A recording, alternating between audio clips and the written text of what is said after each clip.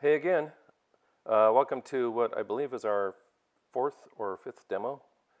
I'd have to look that up. For this one, I decided I would do a small 12-inch by 12-inch study that I would do when I'm thinking about doing this up as a larger painting. So I'm going to just walk through the same process I use with you and show you how I would try to accomplish that.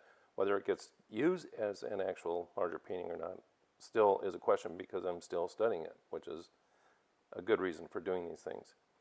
This is my reference photo that I'm showing you now, and in just a few seconds you're going to see what I actually chose to use out of this photo.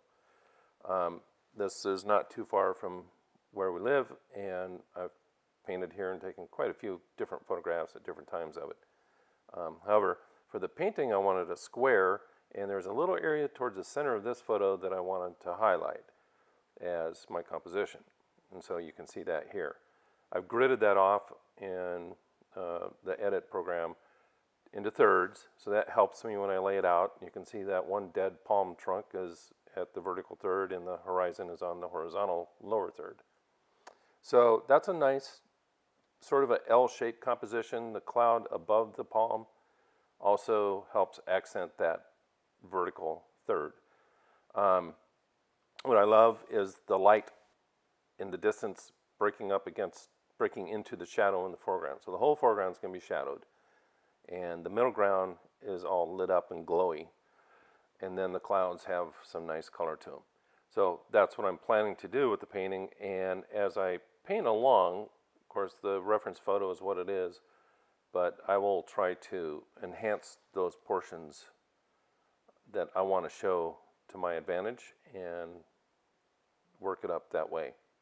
So I'm starting out with a 12 by 12 primed with acrylic primer board, and so I'm going to use some cobalt blue and some raw umber to tone this right away, just to give me something besides the white to work on. It's kind of a generic gray tone in the end, but I like to do it this way because it dries fast, and then I can get painting over the top of it right away. And just an easy way to get some color on there to begin the painting with. So I figured out a way to set up my camera. I'll probably put some photos in the actual newsletter along with this video to show you what I'm up to. But and also I'll put a picture of the finished painting in when I upload the whole newsletter. So that's just water with cobalt blue and raw umber.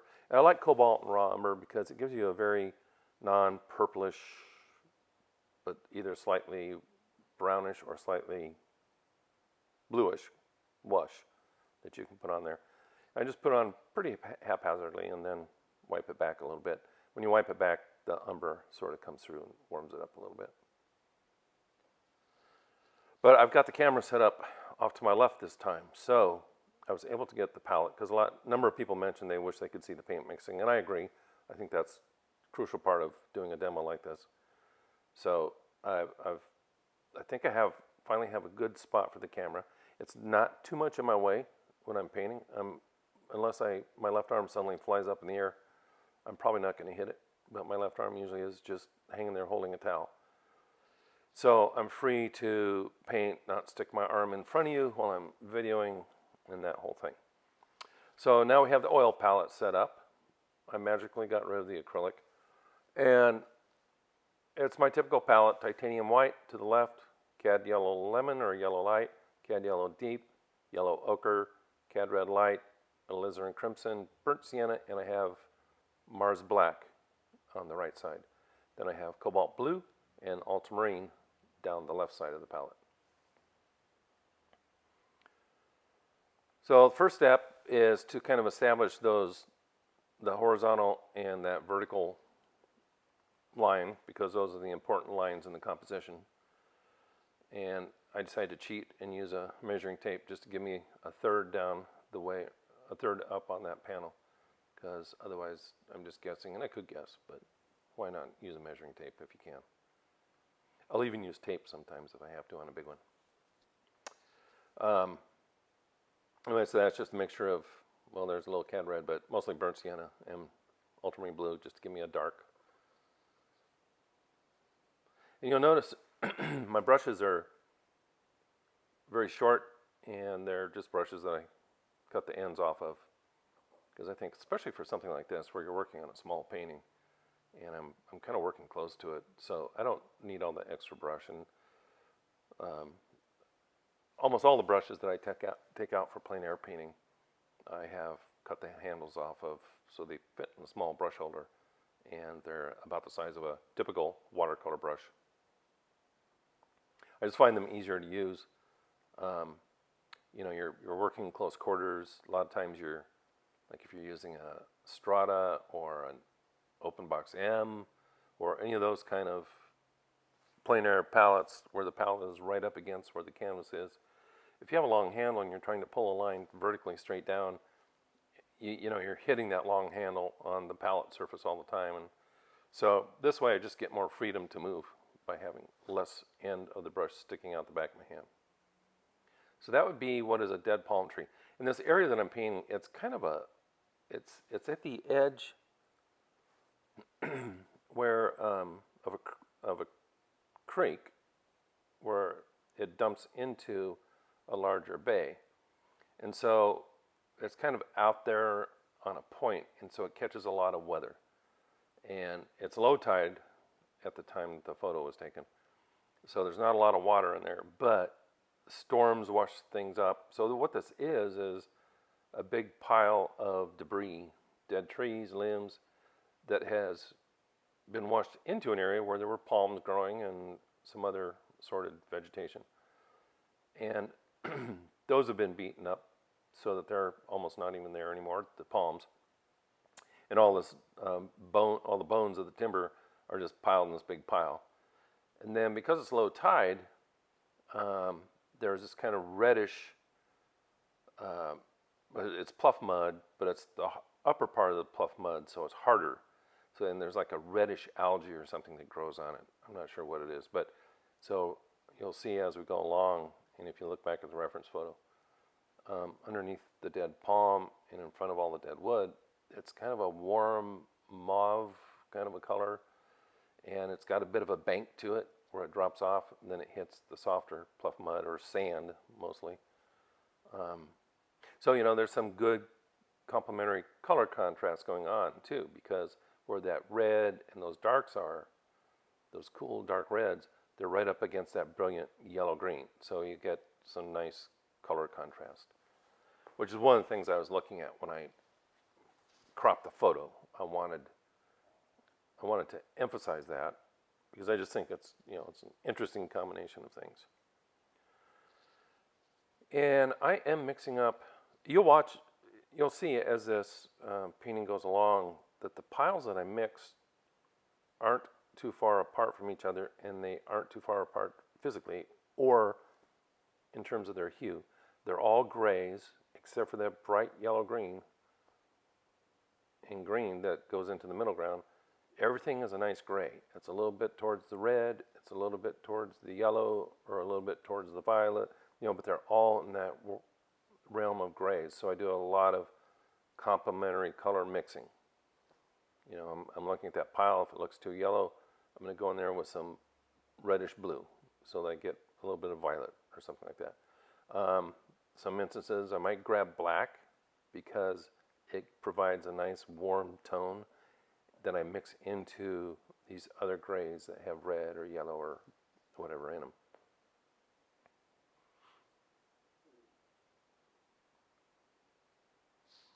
Anytime there's kind of a break in activity on the canvas, I'm either cleaning my brush, which is off to my right, or getting a paper towel, or the computer has clicked off and I have to reestablish the phone or the photo connection, something like that. But I think in this video I ended up with a pretty good stream of just actual work on the canvas. You'll have to let me know.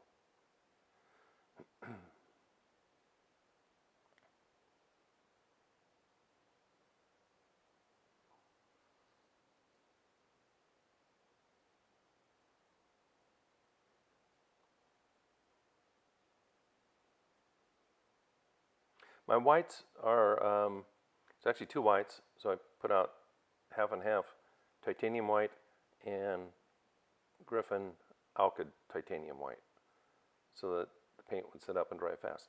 I initially intended to do this all in one sitting, and people want an oil painting, mentioned they'd like to have an oil painting demonstration, and I get that. So, but I've been working in acrylic so much, so I was going to do this in one sitting, and that damn oil paint just dries so slow. So I ended up doing this block-in part one day, and then I came back yesterday and the next day and finished off the painting. So there will be kind of a point in here where obviously I go to a different session on the painting. The other thing that, I hope it's not too bad here, but I noticed after I finished the block in, I wasn't paying too much attention to it, but there was some glare in the upper part of the painting. So the next day when I set up, I arranged things so that I don't think there's any glare, or hardly any, but there might be a little bit in this first segment, which is about 30 minutes long. This is all one video, but the block-in part took about 30 minutes of filming time.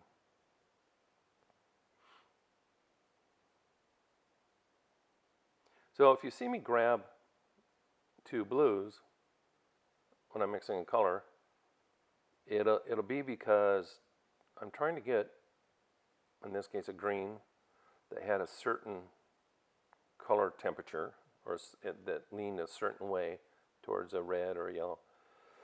And I used a blue and a yellow combination of some sort that didn't give it to me. So if I needed it to be more red, I went to the ultramarine, or if I needed it to be less red, I went to the cobalt. So if I use both, I'm usually correcting a mistake in my mixing, and I'm taking more of the other one so that I overpower the one that I just tried to use, instead of just taking that paint and scraping it off and throwing it away. So, but sometimes, two blues work good together, like cobalt and ultramarine in a sky. There's a certain part of some skies where that's a great color combination to use. So it's not always a mistake, but in this case I was trying to make a green, and when I mixed it, it didn't have the color temperature that I wanted, so I tried the other blue. But this white mixture of the two different whites will help that paint set up fast. And I put the acrylic primer on here with a foam brush, which I don't usually do because I usually like more texture, but I thought I'd try it out. And the thing is so smooth that the paint was so slippery. And I don't know, I'm used to more grab and more texture and not having to be so finicky with the paint, I guess. I've become kind of a brute with the paint. So, and I also got out some Galkyd, thinking, well, that'll help dry it up, and that really didn't dry it any faster. So by the next day when I came back to it, things had set up enough to where I could paint over them, and the paint wasn't very thick.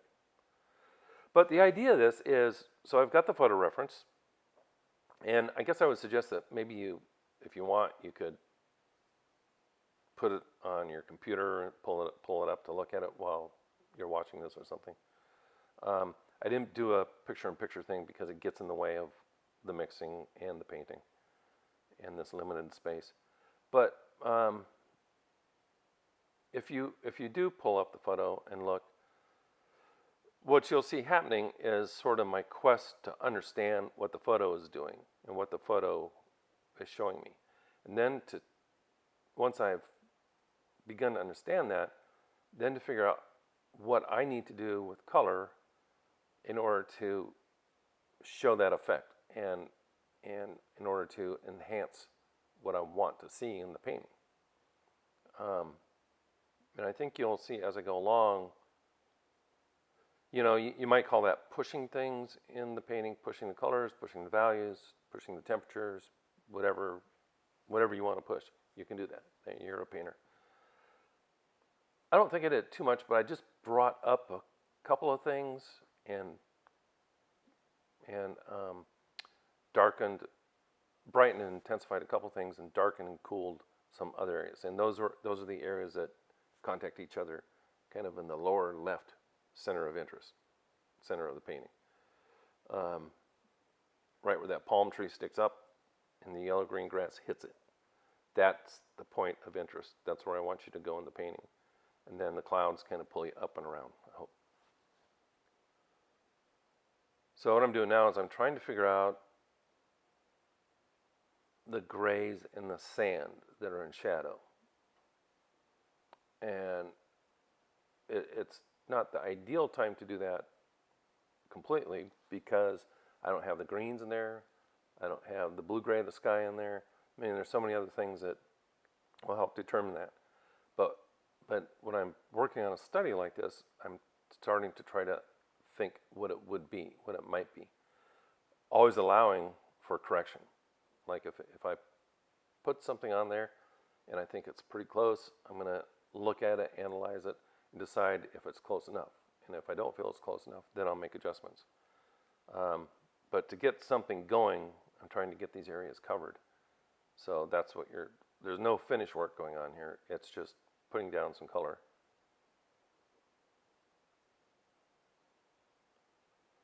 I'm working on drawing of the edge of the pluff mud on the sand, so I am working on some of that.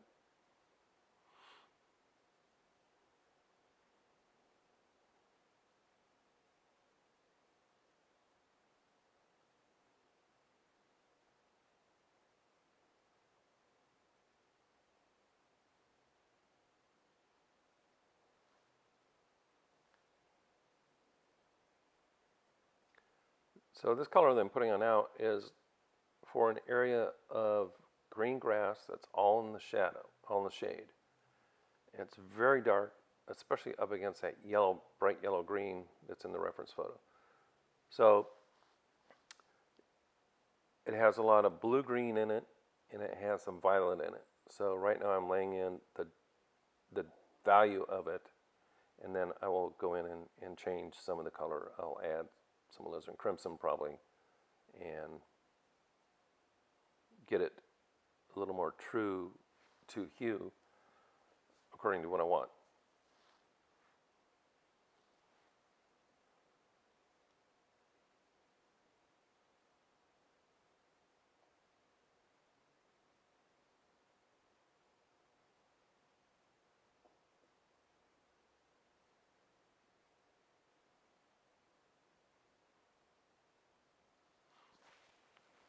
So I knew I needed a better green, so I got the viridian green out, and so I just put out a little patch of viridian so that I can really get the intensity of those greens in the light popped up. And a viridian is a great one for that. The blues all gray it down slightly, unless you were using phthalo blue, and I'm not going to do that. The blues tend to gray it down, so for that really brilliant yellow-green, viridian is my go-to. And again, it's a little bit hard to judge just what this green is right now. So all I'm doing is putting down an idea of what I think it is. Understanding that I need to build more darks, there needs to be a gray sky, all these things will affect it. But I'm sort of going for the general characteristics in colors of what I'm seeing right now. And also by doing it this way, I guess I find out, I start logging, I start saying things to myself like, okay, well that's not going to work. So when I come back to this, I need to do this, or that works, but this other area over here needs to be readjusted. So you kind of make mental notes as you go.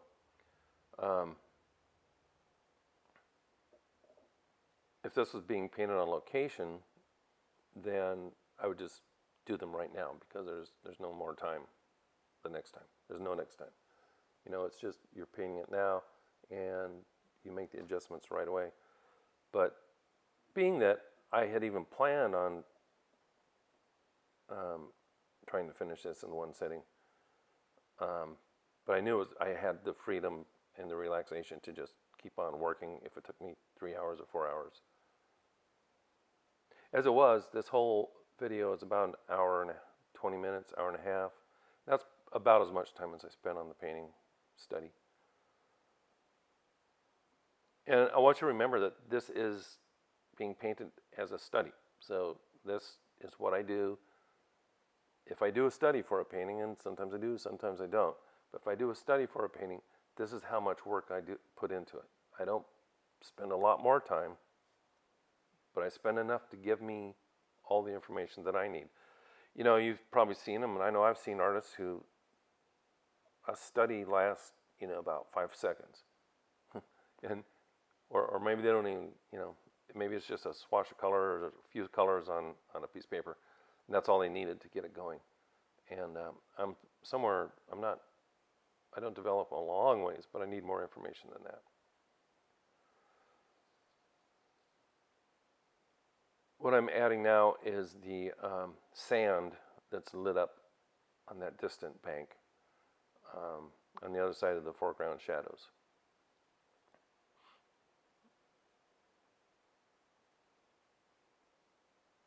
Last time, someone mentioned that they're trying to watch this on an iPad, and I don't know, I think that would be hard. You can expand it with your fingers, I guess, or whatever, but if you do watch it on something like a computer, of course, you can blow this up pretty good. And I think maybe you're already doing that, but I think the focus is good enough to where you can probably see a lot more. The resolution is good enough to where you can see a lot more going on than what you can in this full frame thing.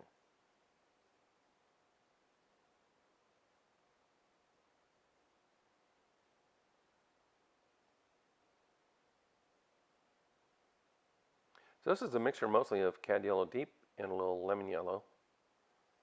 I don't believe I put any red in it yet.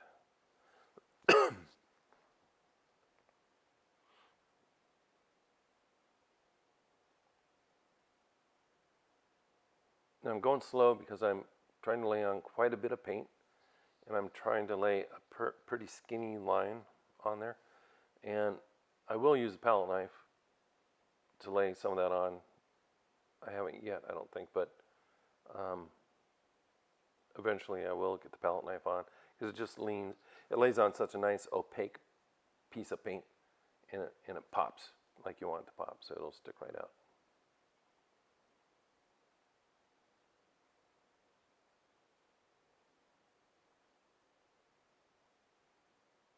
So, a lot of people may wonder, well, why do a study? Why do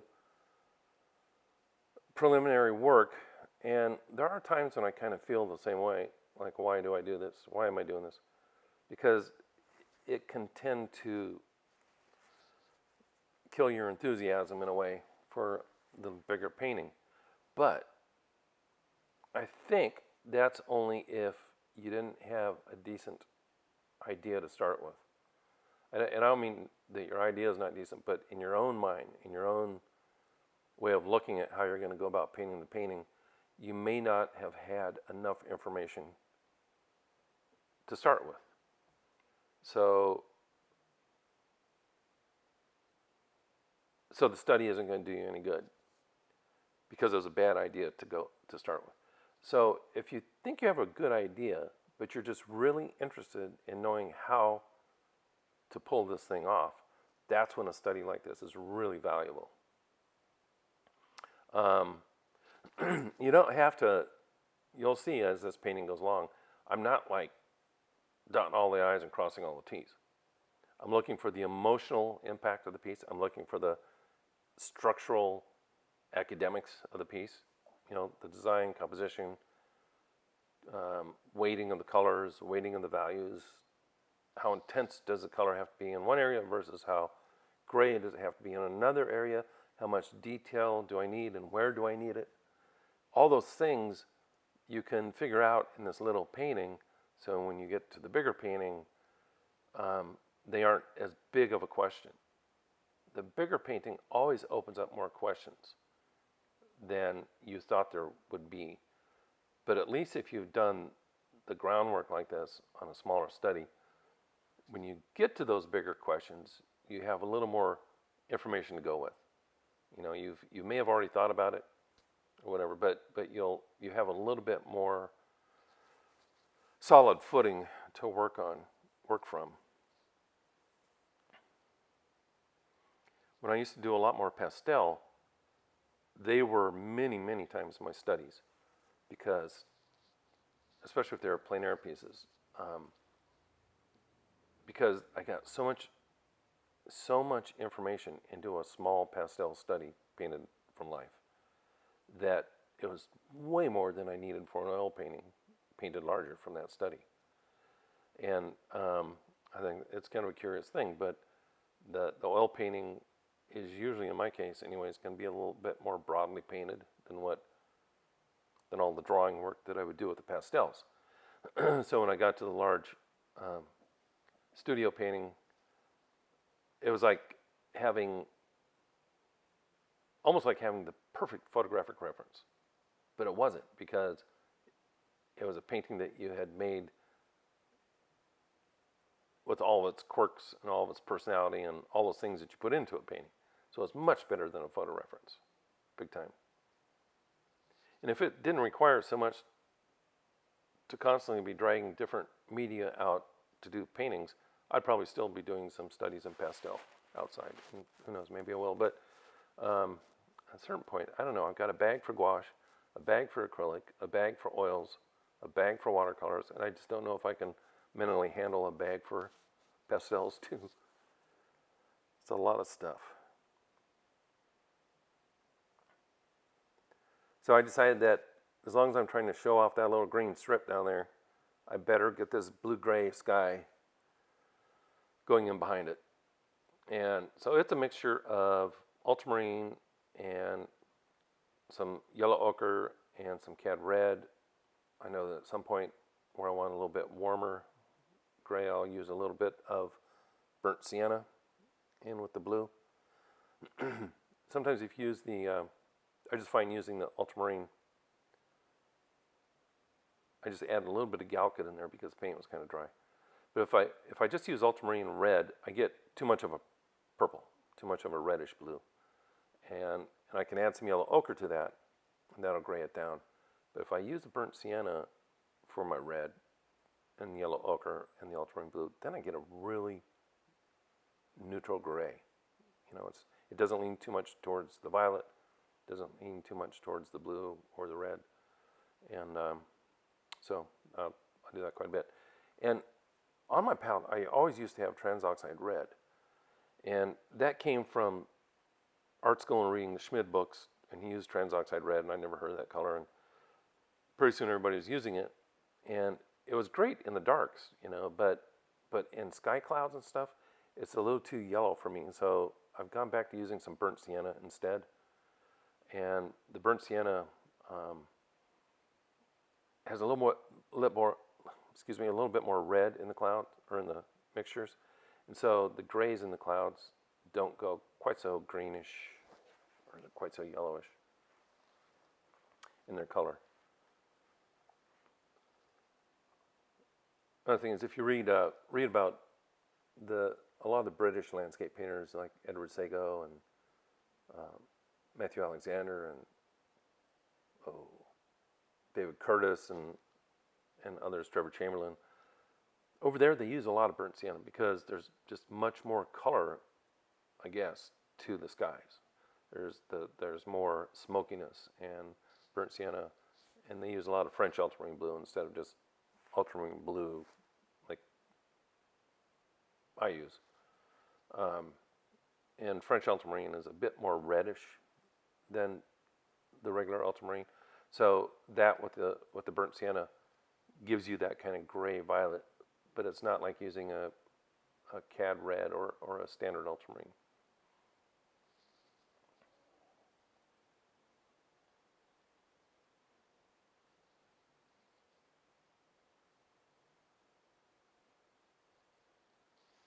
I guess that is one of the best reasons to waste money on art supplies, is that how do you know what all these things do if you don't try them? You know, if you don't, especially take them into the field if you're a landscape painter. If you don't take them out and try them out, you just never know what they're going to do or what they do that you don't like. You know, the good things and the bad things. And it's funny because I started really painting landscape hard after art school, but a number of years after that. And of course, by then, Schmid was like so popular amongst painters, and rightfully so. And you know, and I had taken a class and a workshop with him too, so I was very influenced by him. And my palette still is basically what Schmid's palette was, except that it's changing a little bit now. But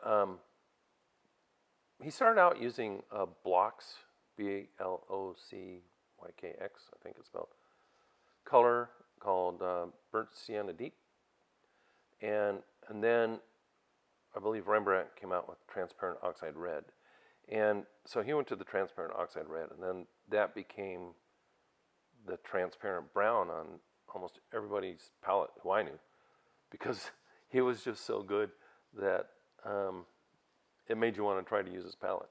And so, you know, I mean, it worked great, like with viridian and alizarin and ultramarine blue mixed with transparent oxide red in combinations. You got beautiful dark blacks, you know, just beautiful, colorful, rich darks. But it was never a good color in the light because it's transparent color for one. It's very strong.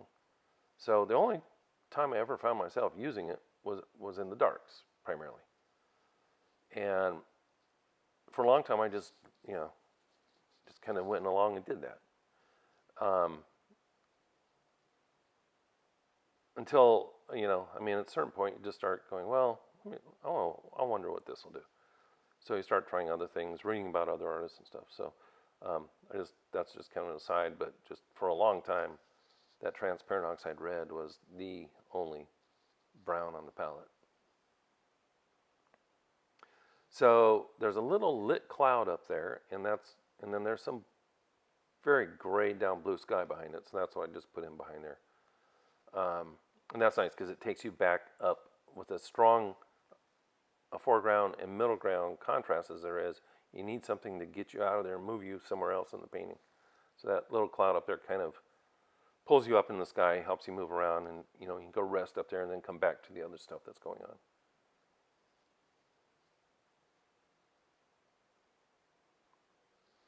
So now I'm just starting to lay in some of the darks and other things that are around that foreground mass of fallen timber and trees and palms.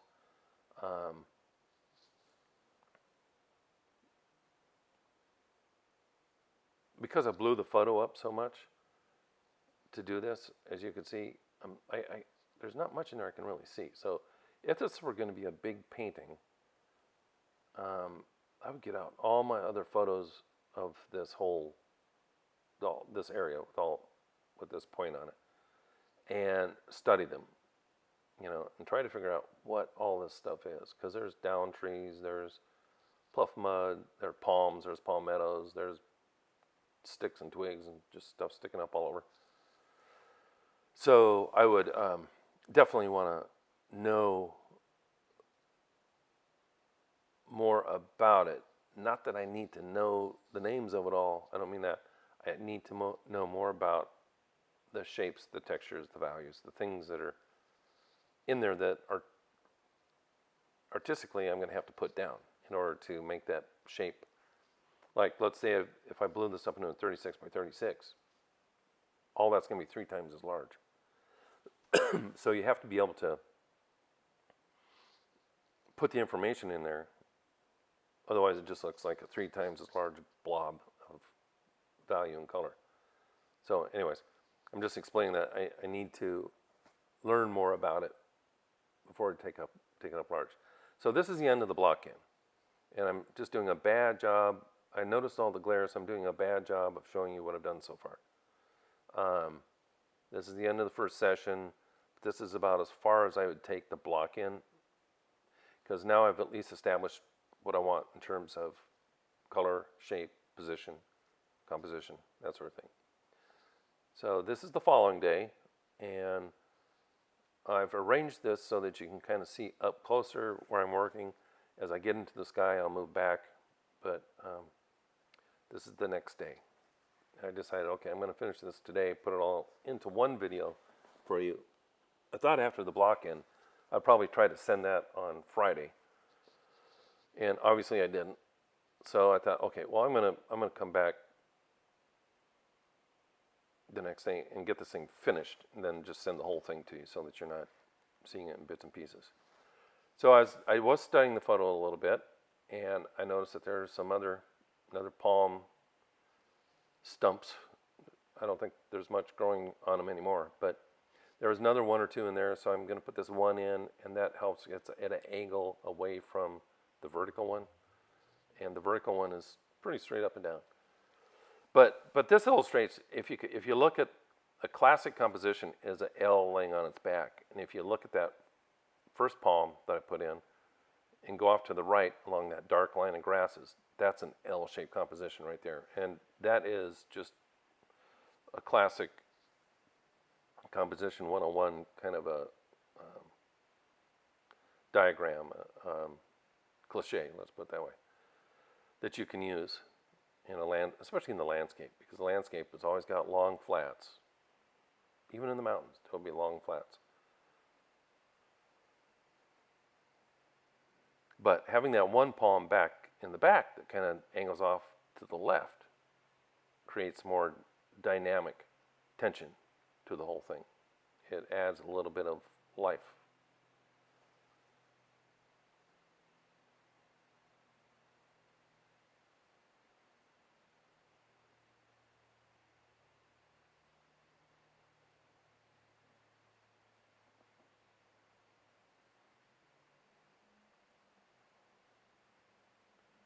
As the palm trunk came down into the shadow, it became slightly warmer, had a little bit more yellow in it, still gray, but because it flared out at the bottom. These are all the goofy things you have to think about, but it flares out at the bottom, so as it flares out, it picks up more reflection from the sky instead of being just straight vertical all the way to the ground. And you can pay attention to that or not. It's not something you have to paint into your painting, but those are the kind of things I like to notice about nature, because those are the kind of things that, to me, make nature so interesting, versus a skyscraper stuck onto the concrete. You know, you can just put a brush stroke and go boom, place it there. In nature, that palm tree isn't just stuck in the ground. It flares out. It has a taper. You know, it goes from cool and gray to warm and skinny. You know, just all these things. Those, to me, those are the things that make being an artist of interest to me, because they're observational things that probably 99% of the people who look at that situation will not see. And probably, I don't know, a lot of artists won't see it either, because they have different reasons for painting, and that's great. Everybody has their reasons for doing what they do. My reasons for painting have to do with sort of the joy I feel at noticing things like that. Like, to me, that little thing says so much about that situation. It says so much about the world that this assortment of natural things live in. And I find that very interesting. And, you know, that's some do and some don't.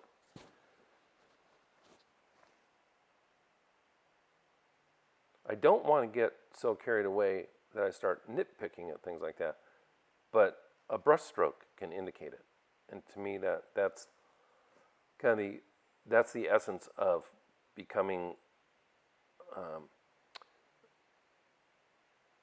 literal but conservative in the amount of information that you include. So it's just enough. It's just enough to give the scene the reality that it has, that it is, but not too much so that you destroy that harmony that it all has.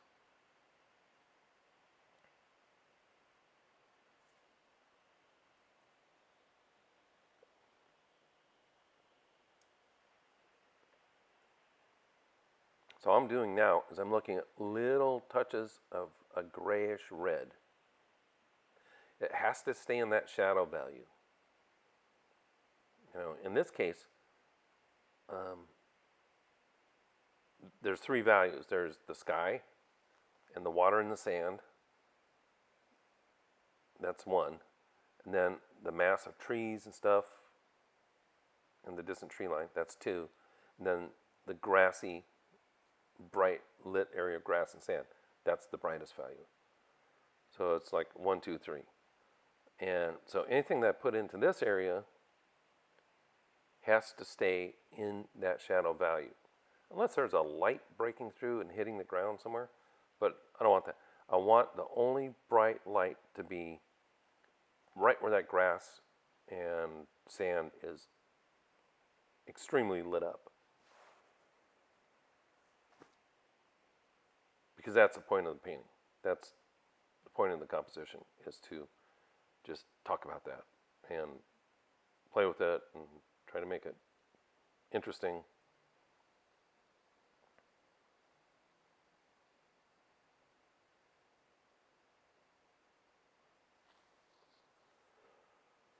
As I'm working along here, one of the things that started coming up into my own head was, okay, so I've got like this low tide thing going on. So it's just like wet sand and mud and twigs and things, that clumps of stuff, which I haven't put any of that in yet. But so as I go along, that's one of the things I have to decide is how do I want to handle all that.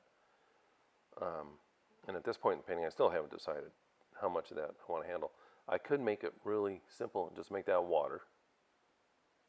But one of the things that I really like about the water that's there is that there are little rivulets against kind of darker values that are picking up blue-green, turquoise, violet reflections from what it's laying on, of the surface that it's on, and also from the sky. So it's just like a kaleidoscope of color going on in there. Almost like an oil slick, or gas slick, where you get a whole spectrum of colors going on. So I won't get into all that on the study, but as I go along, you'll see I indicate some of that just to start thinking about, start trying to understand it.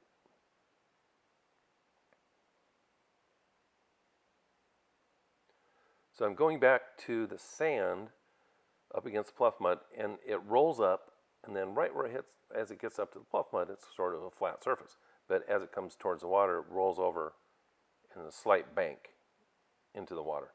So that top of that sand is catching light from above. So it has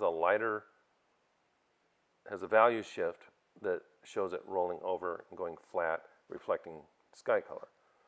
So the color that it is, at least from what I can remember and also from in the photos, it's got a bit of a greenish gray to it. And that works well because of the green in the middle distance. So, there's sort of a connection there between those. And it's kind of a yellowish sand anyways, and reflecting from the blue of the clouds and the sky above, those two visually mix in real life. And so it makes total sense that it would have that kind of greenish gray cast to it. I don't know what it is. That's why I'm painting it on there now, so that I can try to figure out what it should be or what looks good, so that if I do take this up to a big painting, I'm not sitting there with 3 feet, 36 inches wide piece of sand, and I don't even know where to start on it, because I haven't thought about it. I haven't worked it out at all. When it gets to be 36 inches wide, it's going to shift. It's going to change. I'm going to have to rethink things. But at least I've had a little bit of work on it. I've done a little bit of footwork, groundwork, and I might have a better place to start than I would if I hadn't done anything.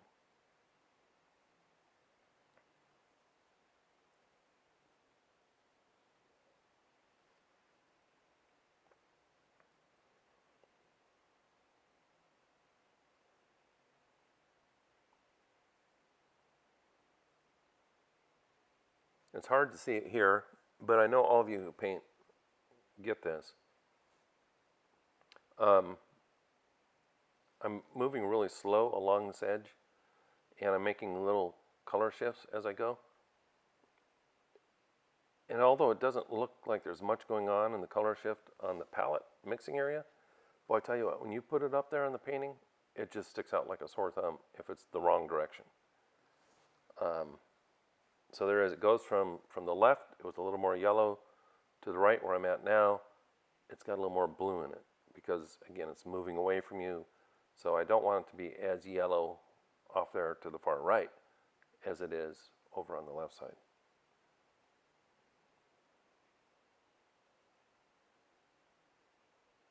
Now that was some Mars Black.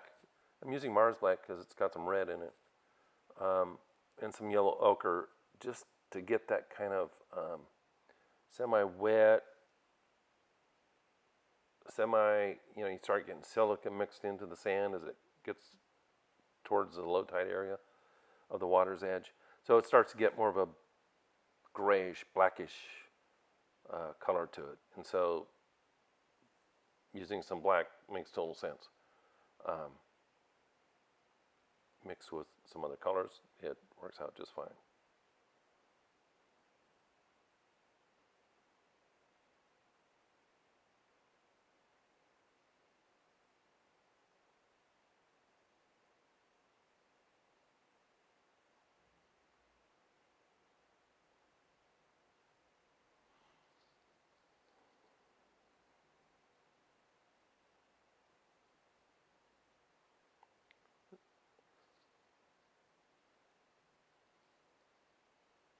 The edge of the sand kind of comes out to that point and then S curves back in and goes out again.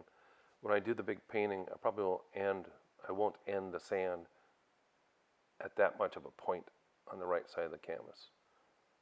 I would carry that out farther, then bring the S curve back in and then out so that it's not a tangent sitting there. But yeah, so that's one thing that I noticed right away that, okay, I have to do that differently when this goes up to a larger painting.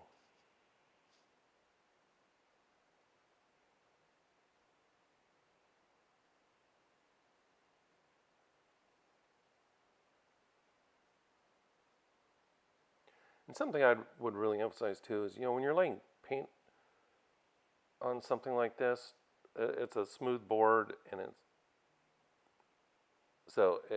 doesn't grab a lot of paint. So I get a lot of paint on the edge of the brush, and you can't really see it well here, but I get a lot of paint on the edge of the brush, and then I almost always pull it on the side where the paint is, almost parallel to the surface, so that as I pull it off to the right, that paint comes off the brush, the bristles of the brush. I'm not using the end of the bristles at all, unless I'm drawing a line or something. Even here, the brush is more it's closer to it's an acute angle to the board, so the paint that's on the brush is being pulled off by the board with a very light touch. Like if I pushed on that brush right there, I would just push paint out of the way. So a lot of paint, a light touch, and hold it horizontally so that as you pull it, the paint just pulls off of the brush and stays where you want it.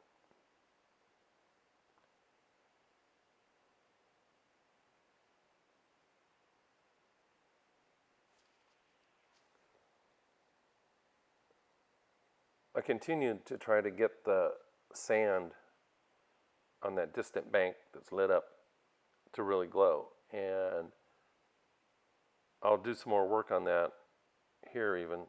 Now I'm going to use a knife, because the knife will just really plaster it on there so that it shows up with more impact.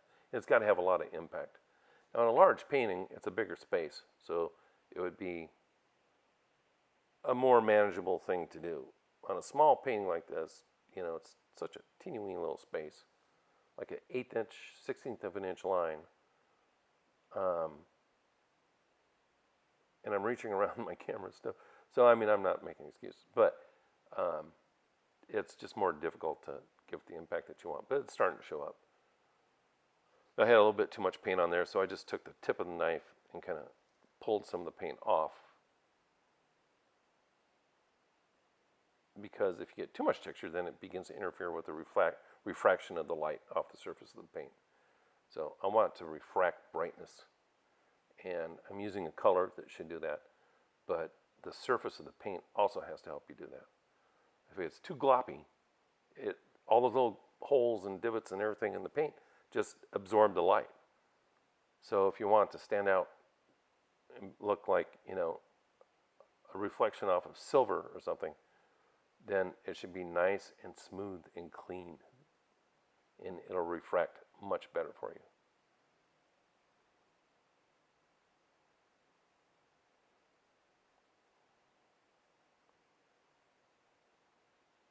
I don't want that to stop right at that palm, so I'm going to pull it through a little bit. So that gives you, by doing that, you create much more depth. If I had stopped it right at the edge of that palm, for one thing, that's something that's kind of a pet peeve. I call that a bad tangent. But by pulling it through so you can look through there, all of a sudden you have space between. Space between that palm and all those dead things and that distant light in the middle ground.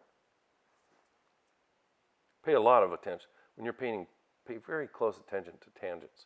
Tangents are one of the most often seen killers of a nice painting because they stop movement, they stop space, they stop the eye from being able to move through the painting. There's so many things about a tangent that's not attractive in a composition. And they happen all the time in real life. So you got to pay attention to your painting and make sure that you're not overlooking those things. And we all overlook them. So you just have to take time, go back and go put the word tangent in your head, and then just start looking around and see what you see. And if you see them, correct them, because they will kill the space in your painting right away. So here I'm going from the very yellow green on the left. I'm working more blue into it as it goes right. I'm taking some, I think I just grabbed some ultramarine. Had some cobalt, then some ultramarine, so that it grays it more as it goes off to the right. So that's another compositional tool. It's called gradation. So I want the impact to be right where that green hits that palm, that intersection. So even if it's in the photo, even if it's bright green all the way across, I'm not going to do that. I'm going to gray it off as it moves off to the right. That way, there's a momentum, goes from the gray to the brightness, more brightness, and slams into that palm with the most intensity. Because that's what I want it to feel. That's how I want it to feel. So that's taking nature, breaking nature's reality, and using your artistic knowledge to help with the composition that you're trying to paint, trying to create. And here I'm just adding a little warmth of color into that dark mass on the other side of the bank over there. It was just a ultramarine blue and I'd say burnt sienna, kind of a mixture. So now I'm adding some greens that are very subdued, but that are more than just the dark mass. There are a lot of grays out there, a lot of vegetation that's dead, and branches and things like that. So it's not all just yellow and green. So I'm just adding a variety of color. First there was some kind of gray greens. Now these are a little bit more bluish green, but still very gray and dark. I want to keep it dark. I don't want to lose that value. Because that helps emphasize the green and the light sand. If I lighten that all up, then I've lost that impact of that edge back there. So when I chose the photo to paint from, I'm not doing anything that the photo doesn't do. Well, I'm doing some things that it doesn't do. But the reason I chose the photo is because it had that kind of impact.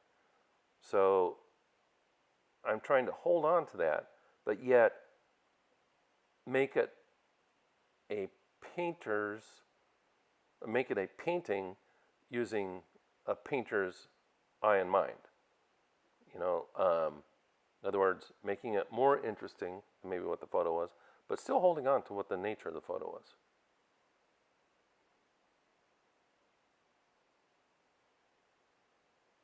It's not a copy of the photo because there are things that I leave out, there are things that I add, there are things that I change. It's just using the photo as the kickoff point for what the painting becomes.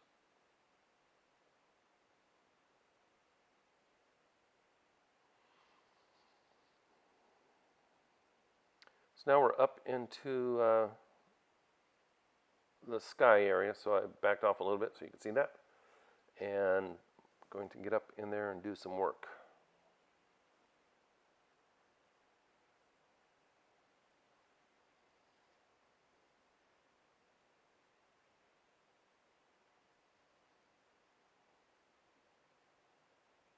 Oh, I guess first what I'll do is finish off the top plane of the pluff mud. Remember I was talking about how it had that kind of reddish tone? So I looked at it and I thought, you know what, it needs to be brought up a little bit more. Keep it in shadow, but it needs to have a little bit more dimension to it. So that's what I'm doing here. You can see from the mixture, I had some red, some cad red, and a little bit of the dark, and then I mix it into a yellow-green. So just to help use a complementary graying of those two colors.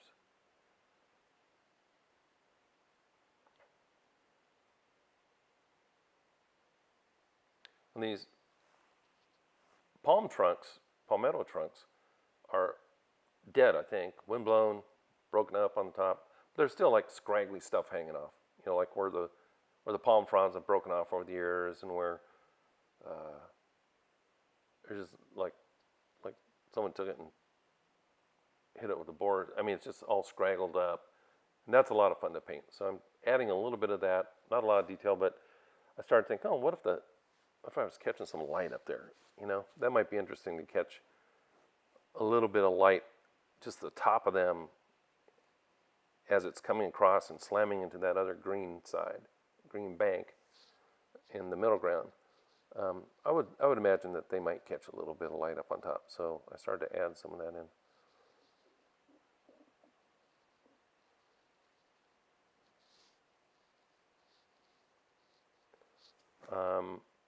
All of this dead wood that's piled up over here along the left side. I'm certainly on this little painting not going to paint it all in, but I just want to add some color to that area and see what might be some color choices as a study, so that if I do go up larger with it, what kind of colors might I want to use in there. And I started working towards the blue grays, gray grays. Might have used a little black eventually. Add some red to it. So they're kind of reddish grays, bluish grays, but they need to stand out away from the pluff mud underneath them and the greens in the background. So they're a little bit towards a blue-violet kind of gray. And I think if this doesn't go up as a larger painting, this would be one of the most fun areas, because it's those trees have just been pushed into each other and tangled up and broken up, and it doesn't look like you could ever get them undone. They're such a tangled mess.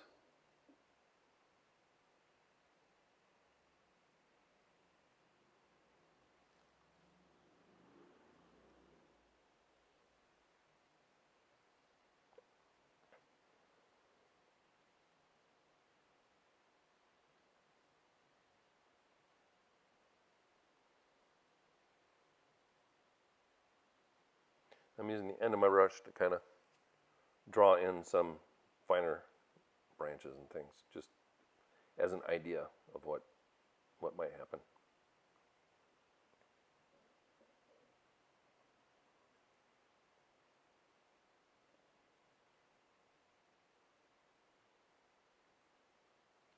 There's much more blue-gray that I'm adding now to make sure those things stay within the shadows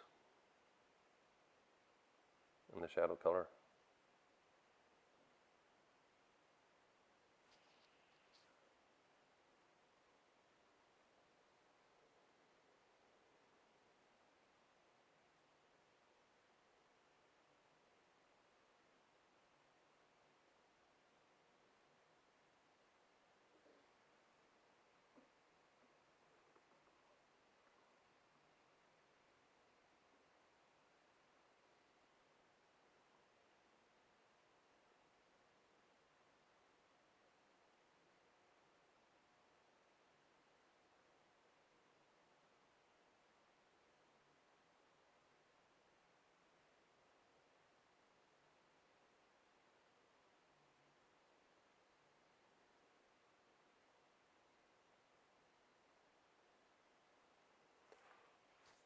eventually, there would need to be all the beach riffraff and grasses and dead seaweeds, branches, and all that stuff that kind of litters up the sand in a good way, in a natural way, but it's all textural. And again, on a small study, there's no need to get too carried away with it. I'm going to put some of it in just to let me think about it, give me an idea of what it might take. This is the area, like I said, this is low tide, so this is the area where there's some rocks and some sand, and there's some dead stumps from a long time ago, and shells, oyster shells, and but they're mostly, like in the reference photo, they're mostly just dark spots, dark value spots. So I'm just adding a little bit of that in now to help give me an idea of what I might do later on. It would be a fun area to paint on a big painting because it would just be a lot of textural things, lots of thicker paint, thinner paint, almost calligraphic kind of strokes.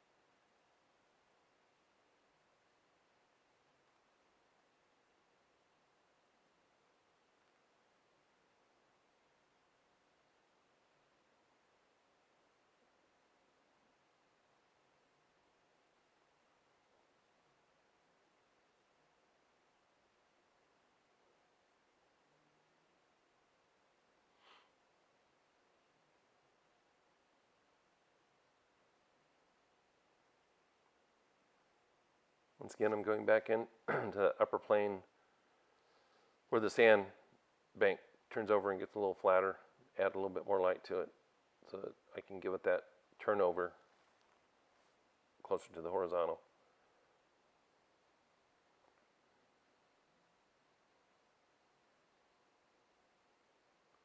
And the sand really does have a value shift where it goes from where it's been drying out for a while to where it gets wetter. It gets darker valued as it gets closer to the water. The more water content in it, the darker it gets. So I guess by showing it up a little lighter up there, it shows that it's a little drier. And I was noticing that in the photograph that's pretty emphasized.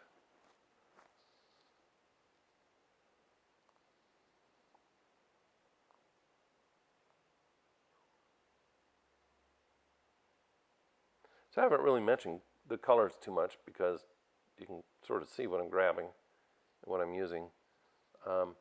But what you can also see is that if you look at the color mixing area on the palette, it's really pretty close in harmony. The only area that's a little bit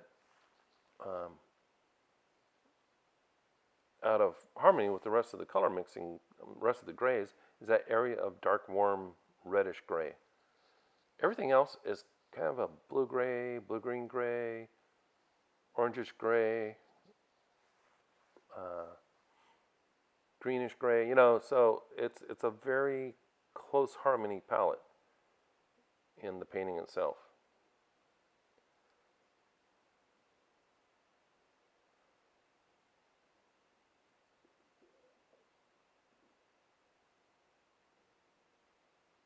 I'm working to both bring up the intensity of that value and also just make the drawing a little bit closer to what I want. Make sure that I have the right widths and angles, and when I first put it in, I just kind of put it in as a note.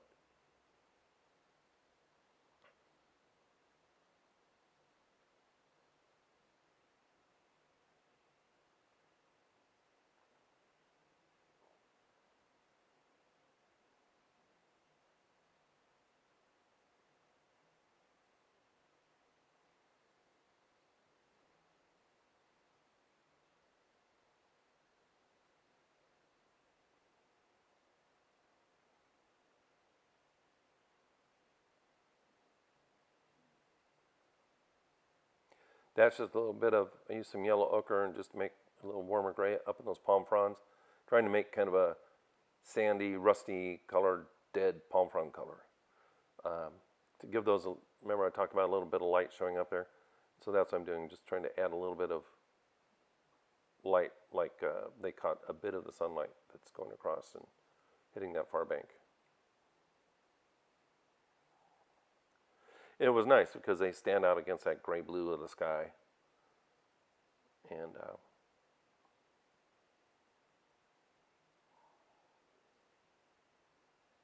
gives them a little bit more interest other than just being brown, gray silhouettes.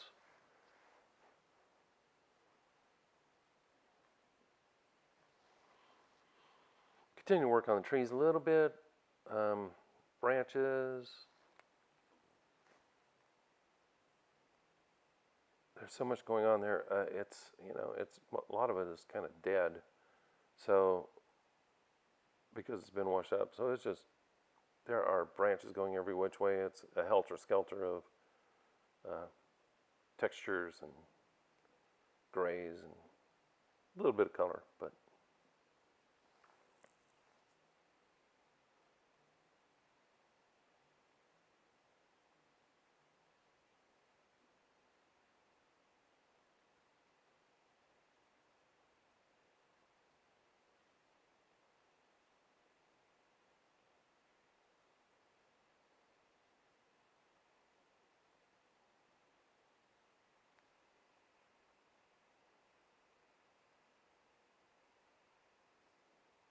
this new way of setting up the camera so that you can see everything that's going on, I think, is working out pretty good.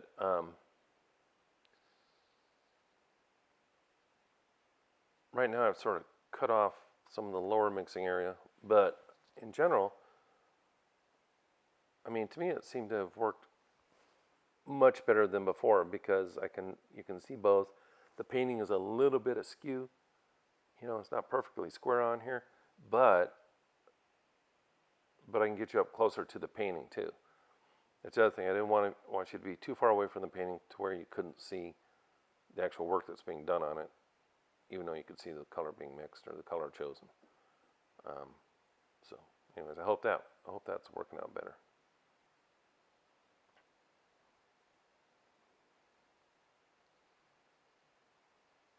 And this area was the low tide area, so there's little bits of water, little bits of sand and mud and shells and all that. So I'm just looking for ways to kind of render some of that texture without getting too carried away with it.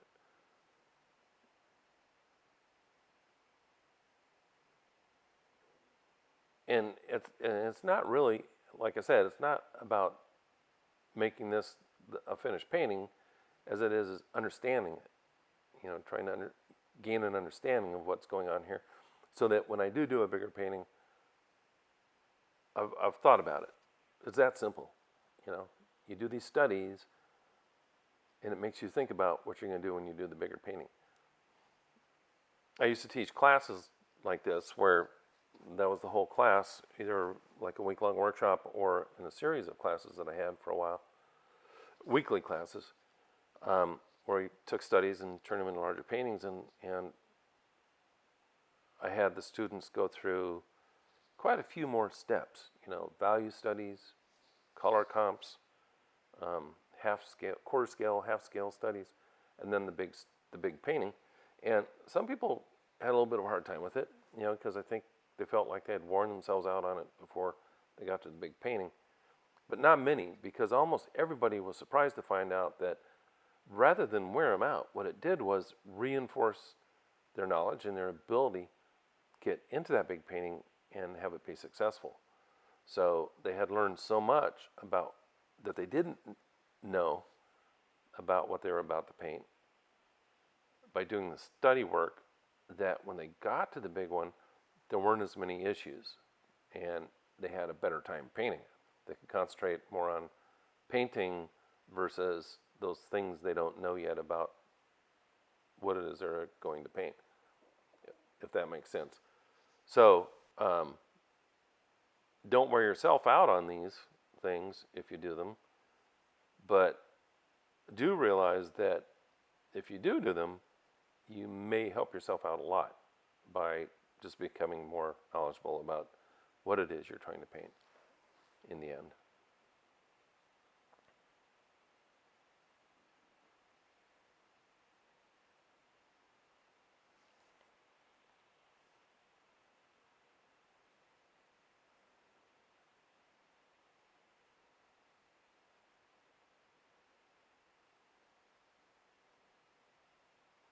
So now I'm going to get up, and we're about 8 or so minutes from the end of this. So I'm going to get up into the sky, and the only thing that was up there was what I had done initially in the block-in. So I'm going to just enhance some things, play down some things, but not really do too much work. That's some white and a little bit of yellow ochre in those lighter parts of the grays. So it's mixing with a little bit of blue, so it's a bit of a gray blue. The first pass of the sky wasn't too bad. I wasn't too unhappy with it. So there's not really a heck of a lot left to do. And I really don't want to draw too much attention to it at all, because the attention is supposed to be down below it in that third and third corner.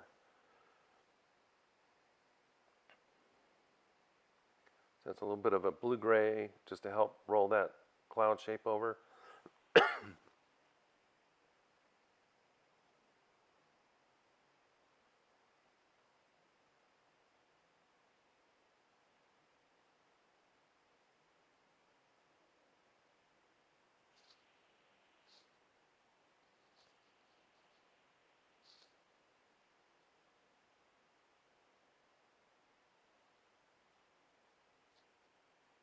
In this kind of a sky, in this kind of a painting, so I'm looking for the sides of the clouds and the bottoms of the clouds. You can kind of see the bottoms of the clouds that are indicated down towards the horizon, so that's kind of the lower layer.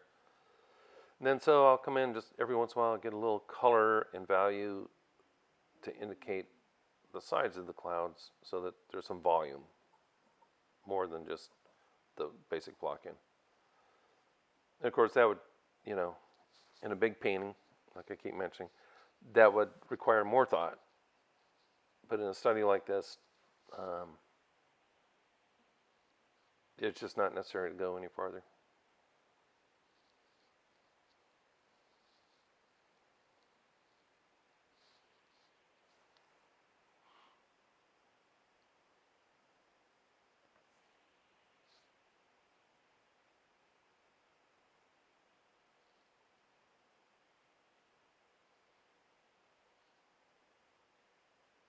I think through this whole painting, the brushes I've used have been a couple of rosemary flats.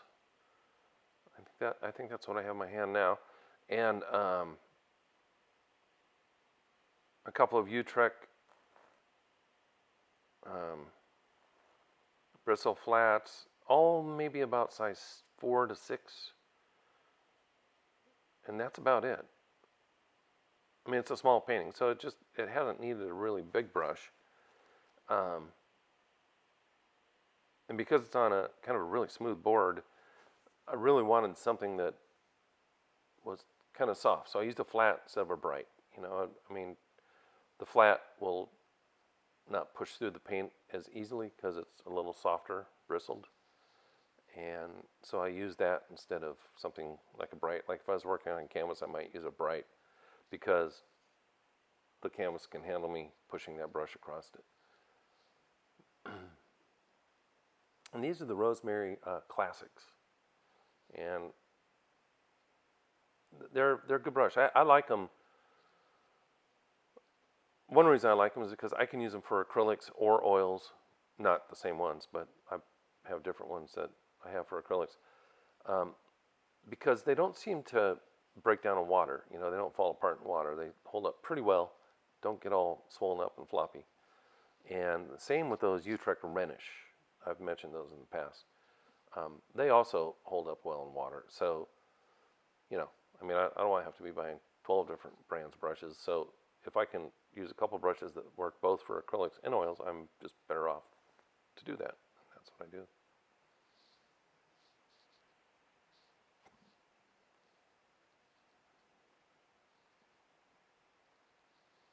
I want the shadow on that top cloud, which is actually the one that's closest to us, to the viewer, to be a little darker, so it brings it forward, and have a little more warmth to it, a little more burnt sienna in there, just to help give you some dimension to the sky.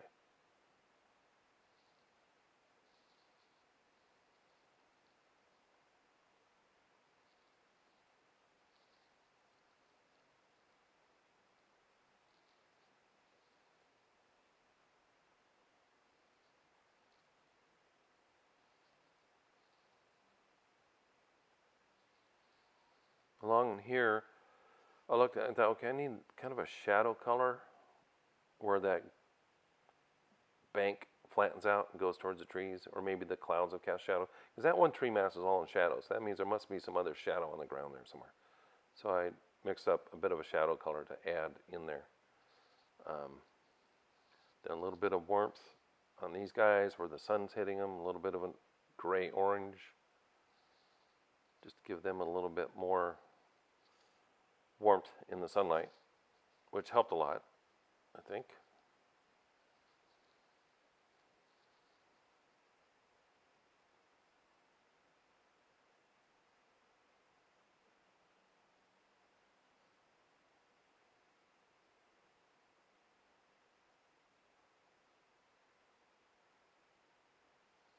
That is white, cobalt, and yellow ochre.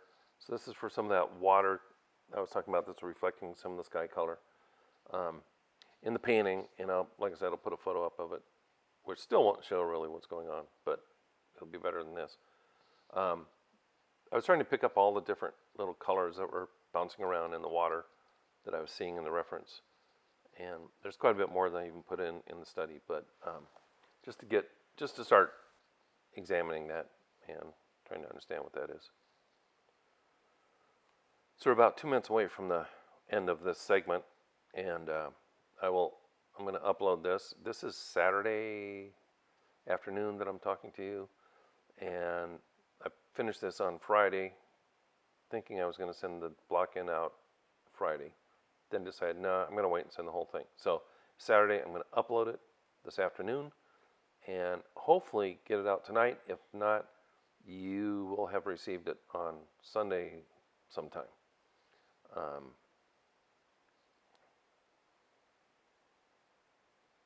But that's where it's going. I'm not too far from the end. I think I'm just looking at it now and saying, okay, well, I've got this little teeny brush, and I can keep messing around. I can pick away at things, but there's no point. I can get enough of that done, and then say, okay, that's what I wanted to find out. I've looked at this photo reference. I've tried to understand what the heck I was looking at with it, and then translate that onto my board. And that's really what these studies are all about. So if you don't do them, I think try it sometime. It's not something I always do, but whenever I do one, it helps. I'll put it that way. So I should do them more often too. So I hope you all have a great week, month. I'll probably get another one of these out in another 2 or 3 weeks. And I'm not sure what it'll be. Maybe another oil painting. Hopefully a plein air painting session. That's what I'd really like to do. If I can do it on a day where it's not windy. Because then you won't hear me. All right. Well, email me or message me any questions you have, and have a great week.